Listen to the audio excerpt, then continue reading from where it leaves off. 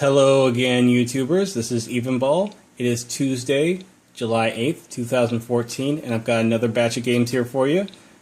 Now, a few of these items I actually purchased last week, but I neglected to put them in that video because it was all about my pickups at the Seattle Retro Gaming Expo. But I'll show you what they are this week. Okay, first up, I've got Rayman for the PlayStation in the long box. There are multiple versions of Rayman for the PlayStation.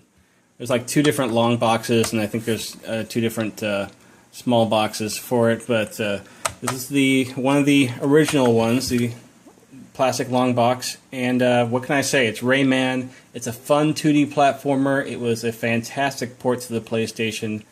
I can't get enough of it. Although I've had a little bit of difficulty playing it on my PS3 for some reason. It's not doing everything right. But I got a PS2 and a PS1 to play it on, so I'll just try it on them. Okay, and real quick, I got this N64 controller. A little bit expensive at $7, but this is a perfect controller. Absolutely no flaw with it at all. The stick is working great, and it's always good to have another one of these. There was 3 of these, but I decided to just buy one because that was a bit much. Alright, next up I've got Super Bombad Racing for the PlayStation 2. It's kind of a small Mario Kart clone for the PlayStation 2. It just stars Star Wars characters, and they're all super deformed and really cute looking. There's not much to say. It's pretty generic, and track design so far is a little bit lacking. But it's not a bad game at all, and it's very, very cute. Okay, I went to a Goodwill and I saw a couple of TV games there for real cheap, just $2 each, and one is Frogger and the other one is Super Pac-Man.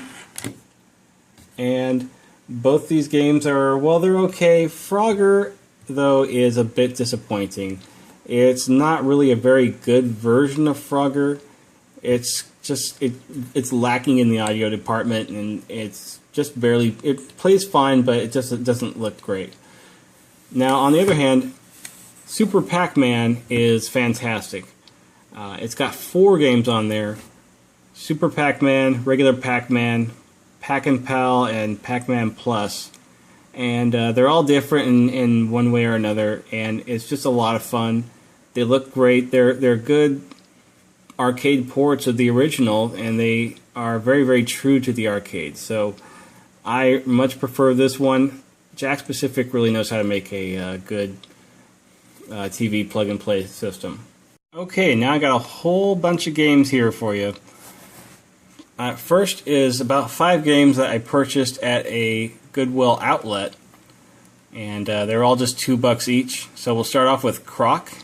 Croc is just a platformer from Argonaut. I hear it was supposed to be a Yoshi game at some point, but Nintendo decided not to pursue that, and so they decided to port it to the PlayStation, continue developing it, and made it into Croc, Legend of the Gobos. It's cute, but it's very, very generic. Alright, next are 3 games: Crash Bandicoot, Crash Bandicoot 2, Crash Bandicoot Warped. Now, Crash Bandicoot I hadn't had before. I've heard a lot about that game, and I'm glad to finally have it in my collection. It's a lot of fun. 2 I'm having a little bit more fun with. It's a better looking game, and it's just great. 3, on the other hand, unfortunately, the disc is cracked. It's really hard to see it, but there is a hairline crack on this thing. I thought this thing was in pretty good shape, but no.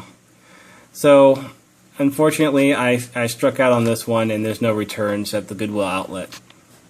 Oh well.